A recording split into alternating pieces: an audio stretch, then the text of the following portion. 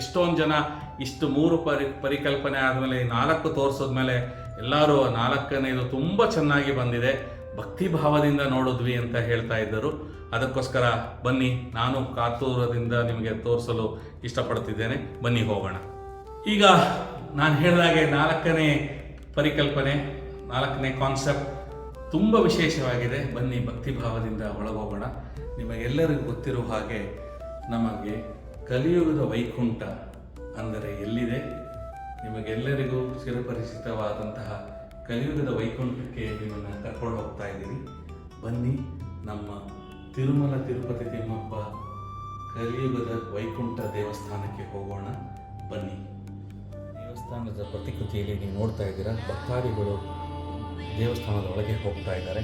ಮೊಟ್ಟ ಮೊದಲನೆಯ ದ್ವಾರ ಬಂದು ಮಹಾದ್ವಾರ. ಈ ಮಹಾದ್ವಾರದಿಂದ ಒಳಗಡೆ ಹೋದಾಗ ನಿಮಗೆ ಧ್ವಜಸ್ತಂಭ ಕಾಣಿಸುತ್ತೆ. ಈ ಧ್ವಜಸ್ತಂಭದಿಂದ 2ನೇ ದ್ವಾರ ಬಂದು ವೆಂಡಿ ವಾಕಿಲ್ ಅಂತಾರೆ, ಇದು ಸಿಲ್ವರ್ ಬಾಗಿಲು. ಈ ಸಿಲ್ವರ್ ಬಾಗಿಲಿನಿಂದ ಒಳಗಡೆ ಹೋದಾಗ ನಿಮಗೆ 3ನೇ ಬಾಗಿಲು ಬಂದು ಬಂಗಾರು ವಾಕಿಲ್. ಈ ಬಂಗಾರು ವಾಕಿಲ್ ಅಂದರೆ ಬಂಗಾರದ ಬಾಗಿಲು. ಈ ಬಂಗಾರದ ಬಾಗಿಲಿಂದ ಒಳಗಡೆ ಹೋದಾಗ ಬಲಗಡೆ ನಿಮಗೆ ಗರುಡದೇವರು ಕಾಣಿಸ್ತಾರೆ. ಈ ಗರುಡದೇವರ ಎದುರುಗಡೆ ಜಯ ಮತ್ತು ವಿಜಯ, ಇದು 4ನೇ ದ್ವಾರ. ಈ 4ನೇ ದ್ವಾರದಿಂದ ನಮಗೆ ಮೂಲತಃ ನಾರ್ಮಲ್ ದರ್ಶನಗಳು ನಡೆಯುತ್ತೆ. ಸ್ವಾಮಿಯನ್ನು ಈ ಜಯದ್ವಾರದಿಂದ ನೋಡಿದಾಗ ಆನ್ಲೈನ್ ಟಿಕೆಟ್ ದರ್ಶನ ಆಗಲಿ ಏನಾರಾಗಲಿ, ಈ ಸಾಮಾನ್ಯವಾದ ದರ್ಶನ, ಸ್ವಾಮಿ ಒಂದು 70 ಅಡಿ ದೂರದಲ್ಲಿ ಇರ್ತಾರೆ ಗರ್ಭದ ಗುಡಿ. ಆ ಗರ್ಭದ ಗುಡಿಯಲ್ಲಿ ನೆಲೆಸಿರುವಂತಹ ನಮ್ಮ ಸ್ವಾಮಿ ಆನಂದ ನಿಲಯ ಅಂತ ಕರೀತಾ ಇದ್ದಾರೆ.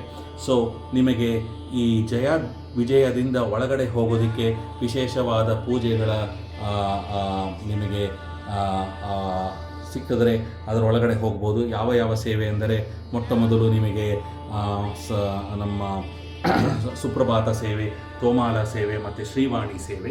ಸೊ ಆ 2 ಬಾಗಿಲುಗಳು ಯಾವುದು ಅಂದರೆ ರಾಮಲುವಾರಿ ಮೇಧ ಡೋರ್ ಮತ್ತು ಶಯನ ಮಂಟಪದ ಡೋರ್. ಕೊನೆಗೆ ಗರ್ಭದ ಗುಡಿಯಲ್ಲಿರುವಂತಹ ಆನಂದ ನಿಲಯದಲ್ಲಿ ಸ್ವಾಮಿ ನೆಲೆಸಿರುವುದು ಆ ಮೊದಲನೆಯ ದ್ವಾರ, ಅದು 7ನೇ ದ್ವಾರ. ಯಾವುದು ಅಂದರೆ ಅದು ಕುಲಶೇಖರ ಪಡಿ ಅಂತ. ಈ ಆನಂದ ಗರ್ಭದ ನಿಲಯದಲ್ಲಿ ಸ್ವಾಮಿ ಮೂಲ ವಿರಾಟ್, ಅದನ್ನು ಧ್ರುವಬೇರಂ ಅಂತ ಕರೀತಾರೆ. ಈ ಮೂಲ ವಿರಾಟರ ಜೊತೆ ಮತ್ತು ನಾನು ವಿಶೇಷವಾಗಿ ಹೇಳಲು ಏನು ಇಷ್ಟಪಡ್ತೀನಿ ಎಂದರೆ, ನಿಮಗೆ ಇನ್ನೂ 4 ಶ್ರೀನಿವಾಸ ಮೂರ್ತಿಗಳನ್ನು ನೋಡಬಹುದು. ಮೊಟ್ಟ ಮೊದಲಾಗಿ ನಿಮಗೆ ವಿಶೇಷವಾಗಿ ಏನಂದರೆ ಬೆಳ್ಳಿ ಶ್ರೀನಿವಾಸ ಕಾಣಿಸ್ತಾನೆ ಮೂರ್ತಿ. ಇದನ್ನು ಭೋಗ ಶ್ರೀನಿವಾಸ ಅಂತ ಕರೀತಾರೆ.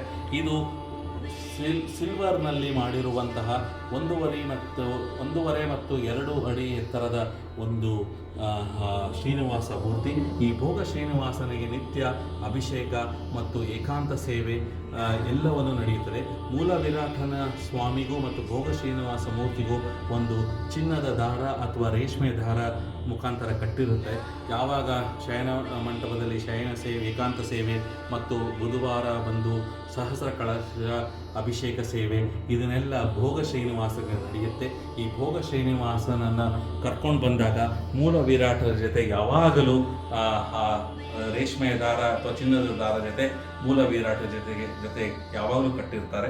ಸೊ ಅದು 2ನೇ ಶ್ರೀನಿವಾಸ, ಭೋಗ ಶ್ರೀನಿವಾಸ ಅಂತ ಹೇಳಿದ್ನಲ್ಲ. 1.5-2 ಅಡಿ ಎತ್ತರದ ಬೆಳ್ಳಿಯ ವಿಗ್ರಹ ಮೂಲ ವಿರಾಟದ ಥರನೇ ಇದೆ. ಇದು 960 ಇಸ್ವಿಯಲ್ಲಿ ಪಲ್ಲವ ರಾಣಿಯವರು ಸ್ವಾಮಿಯ ಸ್ವಪ್ನದಲ್ಲಿ ಬಂದಾಗ ಇದನ್ನು ಮಾಡಿಸ್ಕೊಟ್ಟಿದ್ದು. ಇದನ್ನು ಆವಾಗ ಮೂಲ ವಿರಾಟ ದೇವಸ್ಥಾನ ಮುಚ್ಚಿರುತ್ತೆ ರಿನೋವೇಷನ್ಗೋಸ್ಕರ. ಅದಕ್ಕೋಸ್ಕರ ಈ ಪಲ್ಲವ ರಾಣಿ ಕೊಟ್ಟಿದ್ದಂತಹ ಅವತ್ತಿಂದ ಪೂಜೆ ಆಗುತ್ತಾ ಇರುವಂತಹ ಭೋಗ ಶ್ರೀನಿವಾಸನೇ ಇವತ್ತಿನವರೆಗೂ ನಿತ್ಯ ಸೇವೆಗಳ ಅವನ ಮುಖಾಂತರನೇ ಮೂಲ ವಿರಾಟನಿಗೆ ತಲುಪುತ್ತಾ ಇದೆ. 2ನೇ ಶ್ರೀನಿವಾಸ ಬಂದುಬಿಟ್ಟು ನಿಮಗೆ ಕೊಲುವು ಶ್ರೀನಿವಾಸ. ಈ ಕೊಲುವು ಶ್ರೀನಿವಾಸ ಬಂದು ಒಂದು ನೋಡಿ ತೋರಣ ಥರ ಇರುತ್ತೆ ಒಂದು ಸ್ವಾಮಿಯ ವಿಗ್ರಹಗಳ ಹಿಂದೆ. ಅದು ಕೊಲುವು ಶ್ರೀನಿವಾಸ ವಿಶೇಷವಾಗಿ ಏನೆಂದರೆ, ನೀವು ನಮ್ಮ ಭೋಗ ಶ್ರೀನಿವಾಸನ ಪಕ್ಕದಲ್ಲೇ ಕೂರಿಸಿರುವಂತಹ ಮೂರ್ತಿ. ಈ 3ನೇ ಶ್ರೀನಿವಾಸ ನಮ್ಮ ಕೊಲುವು ಶ್ರೀನಿವಾಸ ಹೇಗೆ ಅಂದರೆ, ಈ ಸ್ವಾಮಿಯ ಮೂರ್ತ ದಿನ ಬೆಳಗ್ಗೆ ಸುಪ್ರಭಾತ ಸೇವೆ ಮತ್ತು ತೋಮಾಲ ಸೇವೆ ಎಲ್ಲ ಆಗುತ್ತಲ್ಲ, ಅದಾದ ನಂತರ ಈ ಈ ಮೂರ್ತಿಯನ್ನು, ನಮ್ಮ ಕೊಲವು ಶ್ರೀನಿವಾಸ ಮೂರ್ತಿಯನ್ನು ಈ ಶಯನ ಮಂಟಪ ಮಧ್ಯದಲ್ಲಿ ಒಂದು ಪೀಠ ಥರ ಮಾಡಿ ಮತ್ತು ಹಾಸನ ಥರ ಮಾಡಿ ರಾಜರು ಕೂತ್ಕೊಳ್ಳುವಂತಹ ಒಂದು ಸಿಂಹಾಸನ ಥರ ಮಾಡಿ ಅದಕ್ಕೆ ಮೈಸೂರು ರಾಜ ಒಡೆಯರು ಕೊಟ್ಟಿರುವಂಥ ಛತ್ರಿಯನ್ನು ಇಟ್ಟು ಆ ಸ್ವಾಮಿಯನ್ನು ಕೂರಿಸ್ತಾರೆ. ಅರ್ಚಕರು ಬಂದು ಅವತ್ತಿನ ದಿವಸ ಪಂಚಾಂಗ ಶ್ರವಣ ಎಲ್ಲ ಹೇಳಿ ಹಿಂದಿನ ದಿವಸ ಬಂದಿರೋ ಭಕ್ತಾದಿಗಳು ಮತ್ತು ಎಷ್ಟು ಕಲೆಕ್ಷನ್ ಆಯಿತು, ಎಕನಾಮಿಕ್ಸ್ ಅಂತ ಹೇಳ್ತಾರಲ್ಲ, ಹೇಗೆ ನಮ್ಮ ಭೂಲೋಕದ ಒಡೆಯ ಅವನು, ಆ ರಾಜ್ಯ ಹೇಗೆ ಮಿನಿಸ್ಟರ್ಸ್ ರಾಜರಿಗೆ ಒಪ್ಪಿಸ್ತಾರೋ ಹಾಗೆ ಸ್ವಾಮಿಗೆ ಎಷ್ಟು ಜನ ಭಕ್ತಾದಿಗಳು, ಎಷ್ಟು ದಾನಗಳು ಬಂತು. ನೀವು ಎಷ್ಟು ಜನ ಕೇಳ್ತೀರಾ 10 ಲಕ್ಷ 20 ಲಕ್ಷ 50 ಲಕ್ಷ ಅನ್ನದಾನ ಸೇವೆ ಎಲ್ಲ ಮಾಡ್ತಾರೆ ಅಂತ. ಅವರ ಮಾಡಿರುವ ವ್ಯಕ್ತಿಗಳ ಹೆಸರುಗಳನ್ನು ಸ್ವಾಮಿಗೆ ಒಪ್ಪಿಸುವಂತಹ ಒಂದು ಕಾರ್ಯಕ್ರಮ ಮತ್ತು ಎಷ್ಟು ದುಡ್ಡು ಕುಬೇರನ ಸಾಲಕ್ಕೆ ಹೋಯಿತು, ಆ ಥರ ಎಲ್ಲ ಒಂದು ವಿಶೇಷವಾಗಿ ಒಂದು ಸೇವೆ ನಡೆಯೋದು ಈ ಕೊಲವು ಶ್ರೀನಿವಾಸನಿಗೆ. ನಾವು ಮುಂದೆ ಬಂದಿರುವಂತಹ ಶ್ರೀನಿವಾಸ ಏನೆಂದರೆ ನಿಮಗೆ ಉಗ್ರ ಶ್ರೀನಿವಾಸ. ಇದು ಉಗ್ರ ಶ್ರೀನಿವಾಸ ಮೂರ್ತಿ ಬಂದು ಶ್ರೀದೇವಿ ಭೂದೇವಿ ಜೊತೆ ಇರುವಂತಹ ಉತ್ಸವ ಮೂರ್ತಿ. ಈ ಉತ್ಸವ ಮೂರ್ತಿ 13ನೇ ಇಸವಿವರೆಗೂ ಇದೇ ಉತ್ಸವ ಮೂರ್ತಿಯಾಗಿ ಎಲ್ಲ ಕಡೆ ಸೇವೆಗಳು ನಡೀತಾ ಇತ್ತು. ನಾನು ಓದಿರೋ ಪ್ರಕಾರ ಸುಮಾರು 13-15 ಆ ಸೆಂಚುರಿ ಏನಾಯಿತು ಅಂದರೆ ವಿಪರೀತವಾದ ಬೆಂಕಿ ಮತ್ತು ಅನಾಹುತ ಆಯಿತು.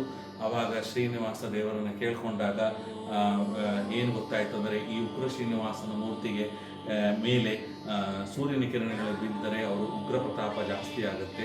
ಆದ್ದರಿಂದ ಅವತ್ತಿನ ದಿವಸದಿಂದ ಇವತ್ತಿನವರೆಗೂ ಈ ಉಗ್ರ ಶ್ರೀನಿವಾಸನ ಮೂರ್ತಿಯನ್ನು ಒಳಗಡೆ ಗರ್ಭದ ಗುಡಿಯಲ್ಲೇ ಕೂರಿಸಿರ್ತಾರೆ, ಆಚೆ ಕರ್ಕೊಂಡೇ ಬರೋದಿಲ್ಲ. ಪ್ರತಿ ವರ್ಷ ಆಶ್ವಜ ಮಾಸ ಆದ ಮೇಲೆ ಕಾರ್ತಿಕ ಮಾಸ ಬರುತ್ತಲ್ಲ, ಅವತ್ತಿನ ಶುಕ್ಲ ಪಕ್ಷದ ದ್ವಾದಶಿ ದಿನ ವರ್ಷಕ್ಕೆ ಒಂದು ಸಲ ಬೆಳಗ್ಗೆ 2-2:30 3-3:30 4 ಗಂಟೆ ಒಳಗೆ ಸೂರ್ಯ ಬರೋದರೊಳಗೆ ಉತ್ಸವ ಮೂರ್ತಿಯಾಗಿ ಸೇವೆ ನಡೆಸಿ ಒಳಗಡೆ ಕರ್ಕೊಂಡು ಕೂರಿಸ್ತಾರೆ. ಸೊ ಇದು ವಿಶೇಷವಾದಂತಹ ಆವತ್ತಿನ ದಿವಸ ಜನರು ಕಾಯ್ತಾ ಆ ಉತ್ಸವ ಮೂರ್ತಿ ಉತ್ಸವವನ್ನು ನೋಡ್ತಾರೆ. ಆ ಉಗ್ರ ಶ್ರೀನಿವಾಸನಿಂದು ಇದು ಒಂದು ವಿಶೇಷವಾದ ಸಂಗತಿ ನಮಗೆ ತಿಳಿದಿತ್ತು. ಕೊನೆಯ ಶ್ರೀನಿವಾಸ ಮೂರ್ತಿ ಒಳಗಡೆ ಗರ್ಭಗುಡಿಯಲ್ಲಿರುವಂಥದ್ದು ಮತ್ತು ಇವತ್ತಿನ ಸೇವೆಗಳು ನಡೆಯುತ್ತಿರುವ ಮಲಯಪ್ಪ ಸ್ವಾಮಿ ಅಂತ. ಉಗ್ರ ಶ್ರೀನಿವಾಸನ ಏನಂತಾರೆ ವಿಶೇಷವಾದ ಉತ್ಸವ ಮೂರ್ತಿ ಸೇವೆ ನಡೀತಾ ಇದ್ದು ನಿಲ್ಲಿಸೋದರಿಂದ ಸ್ವಾಮಿಗೆ ಮತ್ತೊಮ್ಮೆ ಮೊರೆ ಹೊಕ್ಕಿ ಕೇಳಿದಾಗ ಅವರು ಹೇಳಿದರು, ನಾನೇ ಸ್ವಯಂಭೂವಾಗಿ ಈ ಮಲೆಯ ಕೋನ ಅಂತ ಒಂದು ಮಲಯಪ್ಪ ಕೋನ ಅಂತ ಒಂದು ಜಾಗದಲ್ಲಿ ನಾನು ಇದ್ದೀನಿ ಅಂತ. ಅಲ್ಲಿ ಈ ಪಂಚಲೋಹದ್ದು ಸುಮಾರು ಒಂದು 2.5-3 ಅಡಿ ಎತ್ತರದ ಇವತ್ತು ನೀವು ಏನು ನೋಡ್ತಾ ಇದ್ದೀರೋ ಬ್ರಹ್ಮೋತ್ಸವದಲ್ಲಿ ನಡೆಯುವಂತಹ ಶ್ರೀದೇವಿ ಭೂದೇವಿ ಮತ್ತು ಆ ಶ್ರೀನಿವಾಸನ ವಿಗ್ರಹ ಅದನ್ನು ಮಲಯಪ್ಪ ಸ್ವಾಮಿ ಅಂತಾರೆ. ಅದೇ 5ನೇ ಶ್ರೀನಿವಾಸ. ಸೊ ಒಟ್ಟು ಈ ನಮ್ಮ ತಿರುಪತಿ ದೇವಸ್ಥಾನದಲ್ಲಿ ನೀವು ಗರ್ಭದ ಗುಡಿ ಆನಂದ ನಿಲಯದಲ್ಲಿ ಹೋದಾಗ ಈ 5 ಮೂರ್ತಿಗಳನ್ನು ಗಮನಿಸಿ ನೋಡಿ. ತುಂಬ ಚೆನ್ನಾಗಿ ನಿಮಗೆ ಈ ಬೆಳ್ಳಿ ಶ್ರೀನಿವಾಸ, ಕೊಲವು ಶ್ರೀನಿವಾಸ, ತೋರಣ ಇರೋದು, ಉಗ್ರ ಶ್ರೀನಿವಾಸ ಮತ್ತು ಮಲಯಪ್ಪ ಶ್ರೀನಿವಾಸ ನೀವು ನೋಡ್ತಾನೆ ಇರ್ತೀರ. ಇದೊಂದು ಸಂಗತಿ ಹಂಚ್ಕೊಳ್ಳಲು ನಾನು ತುಂಬ ಇಷ್ಟಪಡ್ತಾ ಇದ್ದೀನಿ. ಈ ನಿಮಗೆ ಆನಂದ ನಿಲಯದ ಮೇಲುಗಡೆ ನೋಡಿ ನಿಮಗೆ ಚಿನ್ನದ ಗೋಪುರ ಮತ್ತು ವಿಮಾನ ವೆಂಕಟೇಶ್ವರ.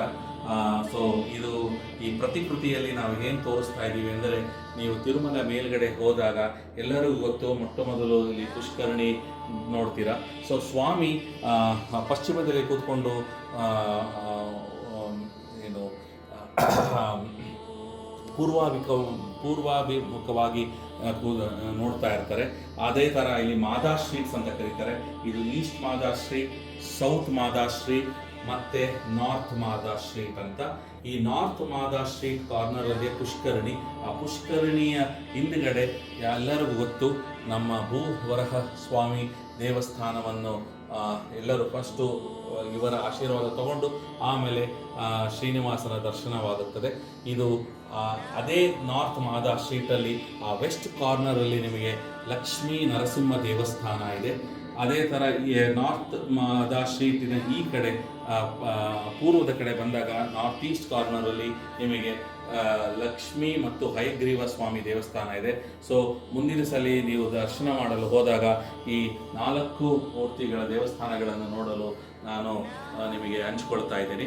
ಇನ್ನೊಂದು ವಿಶೇಷವಾದ ಸಂಗತಿ ಏನೆಂದರೆ, ಸ್ವಾಮಿ ಎದುರುಗಡೆ ನಿಮಗೆಲ್ಲ ಗೊತ್ತು, ಅಲ್ಲಿ ಬೇಡಿ ಆಂಜನೇಯ ಸ್ವಾಮಿ ಇದೆ. ಇಲ್ಲಿ ನೋಡಿ, ಬೇಡಿ ಆಂಜನೇಯ ಸ್ವಾಮಿಯ ಮೂರ್ತಿಯನ್ನು. ಈ ಬೇಡಿ ಆಂಜನೇಯ ಸ್ವಾಮಿಯ ಮೂರ್ತಿಯ ವಿಶೇಷ ಏನೆಂದರೆ, ನಾನು ಓದಿರೋ ಪ್ರಕಾರ ಇದು ಬೇಡಿ ಎಂದರೆ ತಾಯಿ ಅಂಜನಾದೇವಿ ಹನುಮಂತ ದೇವರಿಗೆ ಚಿಕ್ಕ ಹುಡುಗನಿದ್ದಾಗ ತಿರುಮಲ ಬಿಟ್ಟು ಆ ಒಂದು ಒಂಟೆಯನ್ನು ಓಡಿಸಿಕೊಂಡು ಹೋಗ್ತಾ ಇದ್ರಂತೆ. ಆದುದರಿಂದ ಅದನ್ನು ನಿಲ್ಲಿಸಲು ಅವರು ಬೇಡಿಯನ್ನು ಕಟ್ಟಿ ನಾನು ಬರುವವರೆಗೂ ಇಲ್ಲೇ ಕೂತ್ಕೋಬೇಕು ಅಂತ ಹೇಳ್ತಾರೆ. ಆ ಕೂತಿರುವ ಪ್ರಸಂಗ ಬೇಡಿ ಹಾಕಿರೋದ್ರಿಂದ ತಾಯಿ ಆಮೇಲೆ ಆಕಾಶಗಂಗೆ ಹೋಗಿ ಅಲ್ಲೇ ನೆಲೆಸಿದರು. ಅಲ್ಲಿಂದ ಅವರು ಬರಲಿಲ್ಲ. ಆದುದರಿಂದ ಬೇಡಿ ಆಂಜನೇಯ ಸ್ವಾಮಿ ಬೇಡಿ ಹಾಕಿಕೊಂಡು ತಾಯಿಯ ಆಜ್ಞೆಯಂತೆ ಅಲ್ಲೇ ಕೂತ್ಕೊಂಡು ತಾಯಿ ಬರುವವರೆಗೂ ಕಾಯ್ತಾ ಇದ್ದಾರೆ ಸ್ವಾಮಿಯ ಎದುರುಗಡೆ. ಇದೇ ವಿಶೇಷವಾದ ಒಂದು ಪ್ರತಿಕೃತಿ ನೀವು ನೋಡುತ್ತಿರುವುದು ನಮ್ಮ ಒಂದು ಪ್ರಯತ್ನ. ತಿರುಪತಿ ದೇವಸ್ಥಾನ. ಈ ತಿರುಮಲ ದೇವಸ್ಥಾನದಲ್ಲಿ ಸ್ವಾಮಿ ವೆಂಕಟೇಶ್ವರ, ಕಲಿಯುಗದ ವೈಕುಂಠ, ನಮ್ಮ ನಾರಾಯಣ ಎಲ್ಲರನ್ನು ರಕ್ಷಿಸಲಿ, ಕಾಪಾಡಲಿ. ವಿಶೇಷವಾಗಿ ಮತ್ತೊಮ್ಮೆ ನೋಡಿದರೆ ನಿಮಗೆ ಇಲ್ಲಿ ಆನಂದ ನಿಲಯದ ಗರ್ಭದ ಗುಡಿಯೊಳಗೆ ನಿಮಗೆ ಶ್ರೀನಿವಾಸ ಸ್ವಾಮಿ ಕಾಣಿಸ್ತಾ ಇದ್ದಾರೆ. ಇನ್ನೊಂದು ವಿಶೇಷವಾದ ಸಂಗತಿ ನನಗೆ ತುಂಬ ಇಷ್ಟಪಡಲು ತೋರಿಸ್ತೇನೆ. ಈ ಮೂರ್ತಿ ನಾವು ಕಂಚೀಪುರಂನಿಂದ ತಗೊಂಬಂದಿದ್ದು. ವಿಶೇಷವಾಗಿ ಹೇಗೆಂದರೆ, ನಾನು ಲೈಟ್ ಬಿಡ್ತೀನಿ, ಆ ಲೈಟ್ ಬಿಟ್ಟಿರೋ ಕಡೆನೇ ಸ್ವಾಮಿನೇ ಹಾಗೇ ನೋಡ್ಕೊಂಬನ್ನಿ.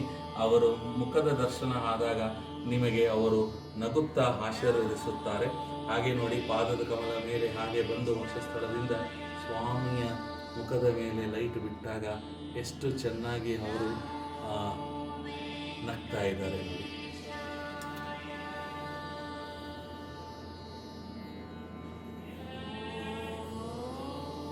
ಸೊ ಈ ಪರಿಕಲ್ಪನೆ ನಿಮಗೆಲ್ಲ ಇಷ್ಟ ಆಗಿದೆ ಅಂತ ಅನ್ಕೊತಾ ಇದ್ದೀನಿ. ಅದೇ ಥರ ಇಲ್ಲಿ ನಿಮಗೆ ಶ್ರೀನಿವಾಸ ಮತ್ತು ಪದ್ಮಾವತಿ ತಿರುಪತಿಯಲ್ಲಿ ಇರೋದು, ಮತ್ತು ಈ ಕಡೆ ಒಂದು ಅನ್ನದಾನದ ಚಿತ್ರಂ ಆಸೆ ಅದನ್ನು ತೋರಿಸ್ತಾ ಇದ್ದೀವಿ. ಸೊ